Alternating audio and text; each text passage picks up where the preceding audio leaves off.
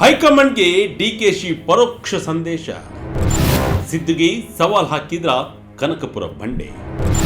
DK Shivakumar 140 game plan. Vijaya Karnataka ವೀಕ್ಷಕರಿಗೆ ಸ್ವಾಗತ. ನಾನು ಶಂಕರ್ನ ಹೆತ್ತು. ಕಾಂಗ್ರೆಸ್ನಲ್ಲಿ ಕುರ್ಚಿ ಕಾಳಗ ದಿನಕ್ಕೊಂದು ಟ್ವಿಸ್ಟ್ ಪಡೆದುಕೊಳ್ಳುತ್ತಿದೆ. ಇಡೀ ರಾಜಕಾರಣ ಈಗ ಸಿದ್ದು ಹಾಗೂ ಡಿಕೆಶಿ ಕಡೆ ತಿರುಗಿದೆ. ಒಂದು ಕಡೆ ಬಜೆಟ್, ಇನ್ನೊಂದು ಕಡೆ ಅಧಿವೇಶನ. ಇದರ ಮಧ್ಯೆ ಕುರ್ಚಿ ಕಿತ್ತಾಟ ಇನ್ನೂ ತಾರಕಕ್ಕೇರಿದೆ. ಎಲ್ಲರ ಕಣ್ಣು ಡಿಕೆಶಿಯತ್ತ ನೆಟ್ಟಿದೆ. ಹೌದು, ದೆಹಲಿ ಪ್ರವಾಸ ಮುಗಿಸಿ ಬಂದ ಬೆನ್ನಲ್ಲೇ ಡಿಸಿಎಂ ಡಿಕೆ ಶಿವಕುಮಾರ್ ಎಸೆದಿರುವ ಆ ಒಂದು ಹೇಳಿಕೆ ಈಗ ಸಿದ್ದರಾಮಯ್ಯ ಕ್ಯಾಂಪ್ನಲ್ಲಿ ನಡುಕ ಹುಟ್ಟಿಸಿದೆ. ಡಿಕೆಶಿ ಯಾವುದು ಆಗಲ್ವೋ ಅಂತ ಸಿದ್ದರಾಮಯ್ಯ ಹೇಳಿದ್ರು, ಅದನ್ನೇ ಈಗ ಡಿಕೆಶಿ ಸಾಧಿಸಿ ತೋರಿಸಿದಂತಿದೆ. ನನಗೂ ಶಾಸಕರ ಬೆಂಬಲವಿದೆ, ವಿತ್ ಶಾಸಕರ ನಂಬರ್ ಅನ್ನು ಕೂಡ ಡಿಕೆಶಿ ಬಾಯ್ಬಿಟ್ಟು ಹೇಳಿದ್ದಾರೆ. ಅಲ್ಲಿಗೆ ಸಿದ್ದರಾಮಯ್ಯ ಸೇರಿದಂತೆ ಹೈಕಮಾಂಡ್ಗೆ ಡಿಕೆಶಿ ಪರೋಕ್ಷ ಸಂದೇಶವನ್ನು ರವಾನಿಸಿದ್ದಾರೆ. ಅಂದು ಸಿದ್ದರಾಮಯ್ಯ ದೆಹಲಿಯಲ್ಲಿ ಡಿಕೆಶಿಗೆ ಶಾಸಕರ ಬಲವಿಲ್ಲ ಎಂದು ಘಂಟಾಘೋಷವಾಗಿ ಹೇಳಿದ್ದಕ್ಕೆ ಇಂದು ಡಿಕೆಶಿ ಅದೇ ದೆಹಲಿಯಿಂದ ಬಂದು ತನ್ನ ಬಳಿ ಶಾಸಕರ ದಂಡೇ ಇದೆ ಎಂದು ಉತ್ತರ ಕೊಟ್ಟಿದ್ದಾರೆ. ಹಾಗಾದ್ರೆ ಡಿಕೆಶಿ ಕುರ್ಚಿ ಪಡೆಯುವಲ್ಲಿ ಸಕ್ಸಸ್ ಆಗ್ತಾರಾ?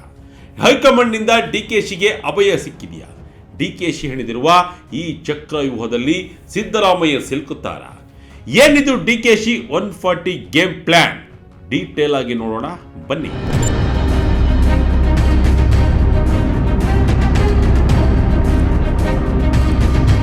ನವೆಂಬರ್ ಕ್ರಾಂತಿ, ಡಿಸೆಂಬರ್ ಕ್ರಾಂತಿ, ಕ್ರಾಂತಿ ಎಲ್ಲವೂ ಮುಗಿದು, ಆದರೆ ಕುರ್ಚಿ ಕಿತ್ತಾಟ ಮಾತ್ರ ತಾರ್ಕಿಕ ಅಂತ್ಯ ಕಾಣುತ್ತಾನೇ ಇಲ್ಲ. ದಿನಕ್ಕೊಂದು ಸ್ಟೇಟ್ಮೆಂಟ್, ದಿನಕ್ಕೊಂದು ತಿರುವು ಪಡೆದುಕೊಳ್ತಿದೆ. ಸಿದ್ದರಾಮಯ್ಯ ಬಿಟ್ಟು ಕೊಡಲು ರೆಡಿ ಇಲ್ಲ, ಡಿಕೆಶಿ ಹಿಂದೆ ಸರಿಯುತ್ತಿಲ್ಲ. ಆದರೆ ಇಲ್ಲಿ ಡಿಕೆಶಿ ಚಾಣಕ್ಯ ನಡೆಯನ್ನ ಅನುಸರಿಸುತ್ತಿದ್ದಾರೆ. ಈ ಹಿಂದೆ ಸಿದ್ದರಾಮಯ್ಯ ಡಿಕೆಶಿ ಏನೂ ಆಗಲ್ಲ ಅಂತ ಹೇಳಿದ್ರು, ಅದನ್ನೇ ಸಾಧಿಸಿ ತೋರಿಸಲು ಮುಂದಾಗಿದ್ದಾರೆ. ಸಿದ್ದರಾಮಯ್ಯ ಡಿಕೆಶಿಗೆ ಶಾಸಕರ ಬಲ ಇಲ್ಲ, ನಾನೇ 5 ವರ್ಷ ಸಿಎಂ ಎಂದು ಹೇಳಿದ್ದರು. ಇದನ್ನೇ ಚಾಲೆಂಜ್ ಆಗಿ ತೆಗೆದುಕೊಂಡ ಡಿಕೆಶಿ ಈಗ ಶಾಸಕರ ತಲೆ ಲೆಕ್ಕ ಹಾಕಿ ನನಗೂ ಬೆಂಬಲ ಇದೆ ಎಂದು ಬಿಗ್ ಸಂದೇಶ ರವಾನಿಸಿದ್ದಾರೆ. ಇದು ಈಗ ಡಿಕೆಶಿ ಕ್ಯಾಂಪ್ನಲ್ಲಿ ಸಹಜವಾಗಿ ಖುಷಿ ಮೂಡಿಸಿದ್ರೆ, ಸಿದ್ದು ಟೀಮ್ಗೆ ಶಾಕ್ ಕೊಟ್ಟಿದೆ. ಒಪ್ಪಂದದ ಸುಳಿವು ಕೊಟ್ಟ ಡಿಕೆ ಶಿವಕುಮಾರ್ 3 ದಿನಗಳ ಕಾಲ ದೆಹಲಿಯಲ್ಲಿ ವಾಸ್ತವ್ಯ ಹೂಡಿ ಹೈಕಮಾಂಡ್ ನಾಯಕರನ್ನ ಭೇಟಿ ಮಾಡಿ ಬಂದಿರುವ ಡಿಕೆ ಶಿವಕುಮಾರ್ ಅವರ ಬಾಡಿ ಲ್ಯಾಂಗ್ವೇಜ್ ಈಗ ಸಂಪೂರ್ಣ ಬದಲಾಗಿದೆ. ದೆಹಲಿಯಿಂದ ಮರಳಿದ ತಕ್ಷಣ ಅವರು ನೀಡಿದ ಮೊದಲ ಹೇಳಿಕೆಯೇ ಕಾಲವೇ ಎಲ್ಲದಕ್ಕೂ ಉತ್ತರ ಕೊಡಲಿದೆ. ಈ ಒಂದು ವಾಕ್ಯದ ಹಿಂದೆ ದೊಡ್ಡದೊಂದು ರಾಜಕೀಯ ಅರ್ಥವಿದೆ. ಹೈಕಮಾಂಡ್ ಮಟ್ಟದಲ್ಲಿ ಏನೋ ಒಂದು ಆಗಿದೆ ಅನ್ನೋ ತರ ಸಂಕೇತವಾಗಿದೆ. ತಮ್ಮ ಬೆಂಬಲಿಗರು ಮತ್ತು ಕಾರ್ಯಕರ್ತರು ವರಿಷ್ಠರ ಸಂದೇಶಕ್ಕಾಗಿ ಕಾಯುತ್ತಿದ್ದಾರೆಯೇ ಎಂಬ ಪ್ರಶ್ನೆಗೆ ಉತ್ತರಿಸುತ್ತಾ ಅವರು ಹೈಕಮಾಂಡ್ ಜೊತೆಗಿನ ಗೌಪ್ಯತೆಯನ್ನು ಕಾಪಾಡಿಕೊಂಡಿದ್ದಾರೆ. ರಾಹುಲ್ ಗಾಂಧಿ ಅವರ ಸಮ್ಮುಖದಲ್ಲಿ ಸಿದ್ದರಾಮಯ್ಯ ನಾನು ಏನು ಮಾತನಾಡಿಕೊಂಡಿದ್ದೇವೆ, ಹೈಕಮಾಂಡ್ ನಾಯಕರ ಸಮ್ಮುಖದಲ್ಲಿ ಯಾವ ತೀರ್ಮಾನಕ್ಕೆ ಬರಲಾಗಿದೆ ಎಂಬುದು ನಮಗೆ ಮಾತ್ರ ಗೊತ್ತು, ಅದನ್ನು ಈಗಲೇ ಬಹಿರಂಗವಾಗಿ ಹೇಳಲು ಸಾಧ್ಯವಿಲ್ಲ ಎನ್ನುವ ಮೂಲಕ ಒಪ್ಪಂದವೊಂದು ಈಗಾಗಲೇ ನಡೆದಿದೆ ಎಂಬ ಸುಳಿವನ್ನ ಪರೋಕ್ಷವಾಗಿ ಬಿಟ್ಟುಕೊಟ್ಟಿದ್ದಾರೆ ಎಂದು ಹೇಳಲಾಗ್ತಿದೆ. ನನ್ನ ಬೆಂಬಲಕ್ಕೆ 140 ಶಾಸಕರು. ಏನಿದು ಡಿಕೆ ಶಿವಕುಮಾರ್ ತಂತ್ರ? ಈ ಇಡೀ ಸುದ್ದಿಯ ಅತ್ಯಂತ ಸ್ಫೋಟಕ ಅಂಶವೆಂದರೆ ಶಾಸಕರ ಸಂಖ್ಯಾಬಲದ ಬಗ್ಗೆ ಡಿಕೆಶಿ ನೀಡಿರುವ ಹೇಳಿಕೆ.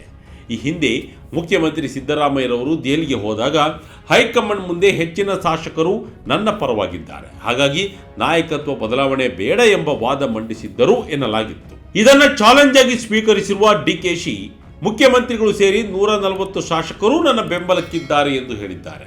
ಇಲ್ಲಿ ಡಿಕೆಶಿರವರು ಅತ್ಯಂತ ಚಾಣಾಕ್ಷತನ ಮೆರೆದಿದ್ದಾರೆ. ಸಿದ್ದರಾಮಯ್ಯ ಅವರನ್ನ ಈಗ 140ರ ಪಟ್ಟಿಯಿಂದ ಹೊರಗಿಡದೆ ಅವರನ್ನೂ ಸೇರಿಸಿಕೊಂಡು ಪಕ್ಷದ ಎಲ್ಲರೂ ನನ್ನ ಜೊತೆಗಿದ್ದಾರೆ ಎಂದು ಹೇಳುವ ಮೂಲಕ ಸಿದ್ದರಾಮಯ್ಯರವರ ಶಾಸಕರ ಬಲದ ವಾದವನ್ನ ಬುಡಮೇಲು ಮಾಡಿದ್ದಾರೆ. ಇದು ಹೈಕಮಾಂಡ್ ಮಟ್ಟದಲ್ಲಿ ಸಿದ್ದರಾಮಯ್ಯರವರ ಹಿಡಿತವನ್ನ ಸಡಿಲಗೊಳಿಸುವ ತಂತ್ರವೂ ಆಗಿರಬಹುದು. ಒಂದು ವೇಳೆ ಹೈಕಮಾಂಡ್ ಬದಲಾವಣೆಗೆ ಮುಂದಾದರೆ ಯಾವುದೇ ಶಾಸಕರು ಬಂಡಾಯ ಎಳದಂತೆ ನೋಡಿಕೊಳ್ಳುವ ಶಕ್ತಿ ತಮಗಿದೆ ಎಂಬ ಸಂದೇಶವನ್ನ ಡಿಕೆಶಿ ರವಾನಿಸಿದ್ದಾರೆ. ಹೈಕಮಾಂಡ್ ಶೀಘ್ರದಲ್ಲಿ ಶುಭ ಸುದ್ದಿ. ಅಣ್ಣನ ಬೆನ್ನಿಗೆ ನಿಂತ ಡಿಕೆ ಸುರೇಶ್. ಈ ರಾಜಕೀಯ ಹೈಡ್ರಾಮಾದಲ್ಲಿ ಡಿಕೆ ಶಿವಕುಮಾರ್ ಅವರ ಸಹೋದರ ಡಿಕೆ ಸುರೇಶ್ ಅವರ ಪಾತ್ರವು ದೊಡ್ಡದಿದೆ. ಹೈಕಮಾಂಡ್ ಶೀಘ್ರದಲ್ಲೇ ಒಂದು ಶುಭ ಸುದ್ದಿ ನೀಡಲಿದೆ ಎಂದು ಸುರೇಶ್ ಇತ್ತೀಚೆಗೆ ಹೇಳಿದ್ದರು. ಈ ಬಗ್ಗೆ ಮಾಧ್ಯಮಗಳು ಪ್ರಶ್ನಿಸಿದಾಗ ಡಿಕೆಶಿ ಅದನ್ನು ಅಲ್ಲೆಗೆಳೆಯಲಿಲ್ಲ. ಬದಲಿಗೆ ನನ್ನ ಸಹೋದರ ಮಾತ್ರವಲ್ಲ, ಕಾರ್ಯಕರ್ತರು ಮತ್ತು ಮಾಧ್ಯಮಗಳು ಕೂಡ ಇದನ್ನೇ ಹೇಳುತ್ತಿವೆ. ನೋಡೋಣ ಹೈಕಮಾಂಡ್ ಏನು ಮಾಡಲಿದೆ ಎಂದು ನಕ್ಕರು. ಹೈಕಮಾಂಡ್ ನಾಯಕತ್ವದ ವಿಚಾರದಲ್ಲಿ ಗೊಂದಲ ಸೃಷ್ಟಿಸುತ್ತಿಲ್ಲ, ಬದಲಿಗೆ ತೀರ್ಮಾನವನ್ನು ಪ್ರಕಟಿಸಲು ಸಮಯ ನಿಗದಿಪಡಿಸುತ್ತಿದೆ ಎಂಬುದು ಡಿಕೆಶಿರವರ ವಿಶ್ವಾಸದ ಹಿಂದಿನ ಗುಟ್ಟು. ಎಐಸಿಸಿ ಅಧ್ಯಕ್ಷ ಮಲ್ಲಿಕಾರ್ಜುನ ಖರ್ಗೆ, ಸೋನಿಯಾ ಗಾಂಧಿ ಮತ್ತು ರಾಹುಲ್ ಗಾಂಧಿ ಅವರ ನಿರ್ದೇಶನದಂತೆ ನಾವು ನಡೆಯುತ್ತೇವೆ ಎಂದು ಹೇಳುವ ಮೂಲಕ ತಾವು ಹೈಕಮಾಂಡ್ನ ನಂಬಿಕಸ್ಥ ಶಿಷ್ಯ ಎಂಬ ಕಾರ್ಡನ್ನು ಮತ್ತೊಮ್ಮೆ ಬಳಸಿದ್ದಾರೆ. ಡಿಕೆಶಿ ಬೆಂಬಲಿಗ 40 ಶಾಸಕರ ನಡೆ ನಿಗೂಢ. ಅಧಿವೇಶನಕ್ಕೆ ಮುನ್ನಾ ದಿನ ಸಭೆಗೆ ನಡೆದಿದೆ ತಯಾರಿ. ಕೇವಲ ಹೇಳಿಕೆಗಳಿಗೆ ಸೀಮಿತವಾಗದ ಡಿಕೆಶಿ ಬೆಂಬಲಿಗರು ಈಗ ಕಾರ್ಯಾಚರಣೆಗೆ ಇಳಿದಿದ್ದಾರೆ. ವಿಧಾನಮಂಡಲದ ಅಧಿವೇಶನ ಆರಂಭವಾಗುವ ಮೊದಲೇ ಬುಧವಾರ ಒಂದು ಮಹತ್ವದ ಸಭೆ ನಡೆಸಲು ಸಿದ್ಧತೆ ನಡೆದಿದೆ. ಸುಮಾರು 40ರಿಂದ 45 ಶಾಸಕರನ್ನ ಈ ಸಭೆಗೆ ಆಹ್ವಾನಿಸಲಾಗಿದೆ. ವಿಶೇಷವೆಂದರೆ ಈ ಸಭೆಯಲ್ಲಿ ಕೇವಲ ಡಿಕೆಶಿರವರ ಆಪ್ತ ವಲಯದ ಶಾಸಕರಷ್ಟೇ ಅಲ್ಲದೆ ಇದುವರೆಗೆ ತಟಸ್ಥರಾಗಿದ್ದ ಮತ್ತು ಸಿದ್ದರಾಮಯ್ಯ ಕ್ಯಾಂಪ್ನಲ್ಲಿ ಗುರುತಿಸಿಕೊಂಡಿದ್ದ ಸುಮಾರು 10 ಶಾಸಕರಿಗೂ ಆಹ್ವಾನವಾಗಿದೆ. ರಾಜ್ಯದ ವಿವಿಧ ಭಾಗಗಳ ಕಿರಿಯ ಶಾಸಕರು ಈ ಸಭೆಯಲ್ಲಿ ಭಾಗವಹಿಸುತ್ತಿರುವುದು ಕುತೂಹಲ ಮೂಡಿಸಿದೆ. ಇದು ಹೈಕಮಾಂಡ್ ಮೇಲೆ ಒತ್ತಡ ಹೇರುವ ಪ್ರೆಷರ್ ಪಾಲಿಟಿಕ್ಸ್ ಎನ್ನಲಾಗುತ್ತಿದೆ.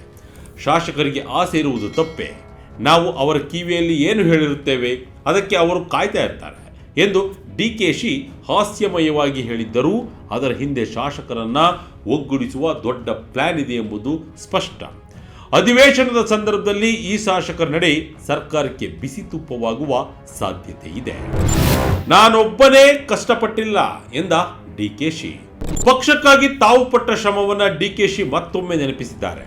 ನಾನೊಬ್ಬನೇ ಕಷ್ಟಪಟ್ಟಿಲ್ಲ, 224 ಕ್ಷೇತ್ರಗಳ ಕಾರ್ಯಕರ್ತರು ದುಡಿದಿದ್ದಾರೆ ಎಂದು ವಿನಯ ಪ್ರದರ್ಶಿಸುತ್ತಲೇ ಕೋವಿಡ್ ಸಂದರ್ಭದಲ್ಲಿ ತಮ್ಮ ನಾಯಕತ್ವದಲ್ಲಿ ನಡೆದ ಹೋರಾಟಗಳನ್ನು ಮೆಲುಕು ಹಾಕಿದ್ದಾರೆ. ಟೀಕೆಗಳು ಸಾಯುತ್ತವೆ, ಕೆಲಸಗಳು ಉಳಿಯುತ್ತವೆ ಎಂಬ ಅವರ ಮಾತು ಸದ್ಯದ ಟೀಕೆಗಳಿಗೆ ತಲೆಕೆಡಿಸಿಕೊಳ್ಳದೆ ಗುರಿ ಮುಟ್ಟುವ ಹಠವನ್ನು ತೋರಿಸುತ್ತಿದೆ. ಡಿಕೆಶಿರವರ ಪ್ರಕಾರ ಈಗ ನಡೆಯುತ್ತಿರುವ ಮಾಧ್ಯಮಗಳ ಚರ್ಚೆ ಅನಗತ್ಯ.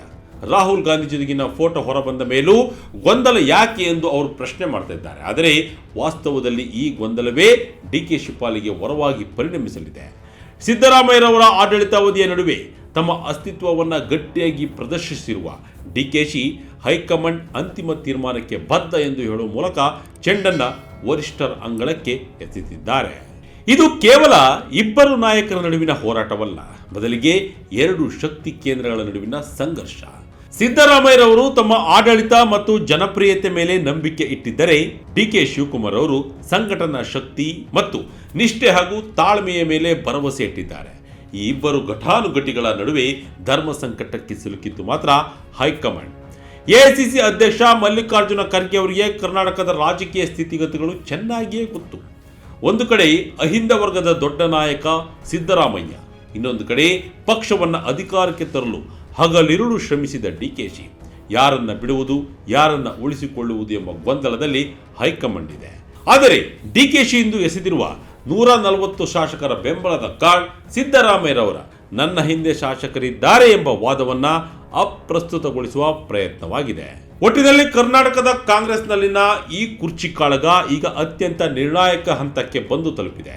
ಸಿದ್ದರಾಮಯ್ಯ ರವರ ಆಡಳಿತಾತ್ಮಕ ಅನುಭವ, ಡಿಕೆಶಿರವರ ಸಂಘಟನಾ ಚಾಣಾಕ್ಷತನದ ನಡುವೆ ಹೈಕಮಾಂಡ್ ಅಕ್ಷರಶಃ ಇಕ್ಕಟ್ಟಿಗೆ ಸಿಲುಕಿದೆ. ನನ್ನ ಹಿಂದೆ 140 ಶಾಸಕರಿದ್ದಾರೆ ಎಂಬ ಡಿಕೆಶಿರವರ ಸ್ಫೋಟಕ ಹೇಳಿಕೆ ಸಿದ್ದರಾಮಯ್ಯರವರ ಸಂಖ್ಯಾಬಲದ ವಾದಕ್ಕೆ ನೀಡಿದ ತಿರುಗೇಟು ಮಾತ್ರವಲ್ಲ, ಹೈಕಮಾಂಡ್ಗೆ ನೀಡಿದ ನೇರ ಸಂದೇಶವೂ ಹೌದು. ಈ ಅಧಿಕಾರದ ಹಗ್ಗಜಗ್ಗಾಟದಲ್ಲಿ ಯಾರ ಕೈ ಮೇಲಾಗಲಿದೆ? ಸಿದ್ದರಾಮಯ್ಯರವರ ಅಧಿಪತ್ಯ ಮುಂದುವರಿಯುತ್ತಾ ಅಥವಾ ಕನಕಪುರ ಬಂಡೆಯ 140 ಗೇಮ್ ಪ್ಲಾನ್ ವರ್ಕ್ ಆಗುತ್ತಾ? ಈ ಎಲ್ಲ ಪ್ರಶ್ನೆಗಳಿಗೆ ಮುಂಬರುವ ದಿನಗಳಲ್ಲಿ ಹೈಕಮಾಂಡ್ ತೆಗೆದುಕೊಳ್ಳುವ ತೀರ್ಮಾನವೇ ಅಂತಿಮ ಉತ್ತರವಾಗಲಿದೆ. ಅಲ್ಲಿಯವರೆಗೆ ರಾಜ್ಯ ರಾಜಕಾರಣದಲ್ಲಿ ಈ ಚಕ್ರವ್ಯೂಹದ ಆಟ ಮುಂದುವರಿಯುತ್ತಲೇ ಇರುತ್ತದೆ. ಇದಾಗಿತ್ತು ಈ ಕ್ಷಣದ ಇಂಟ್ರೆಸ್ಟಿಂಗ್ ಸ್ಟೋರಿ. ಇದೇ ರೀತಿಯ ಸ್ಟೋರಿಗಾಗಿ Vijaya Karnataka website, YouTube page, Facebook page follow ಮಾಡ್ತಾ ಇರಿ. ಧನ್ಯವಾದಗಳು.